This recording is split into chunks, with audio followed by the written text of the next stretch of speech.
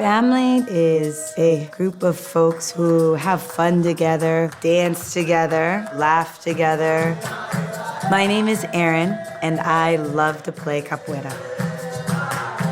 The roda is the circle that capoeira is played within.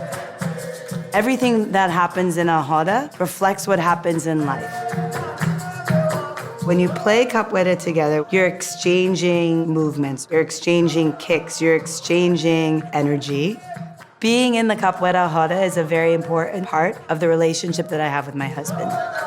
Those moments continue to be really special, no matter what is hard for us in our own life, and a real opportunity for us to connect and reconnect. Because I come from a very small family in the United States, the importance of large family has really mattered to us. I don't have any siblings, I'm an only child. Maybe I've met a number of siblings through capoeira. They seem to stick with me wherever I go. When my capoeira family comes over for dinner, there is a lot of energy, laughter, dancing, music, food, a lot of conversation, and a lot of kids usually. Pena and I have tried to combine traditions by bringing excitement and life and energy of a really big family in Brazil, and then mixing them with traditions here. So, ea!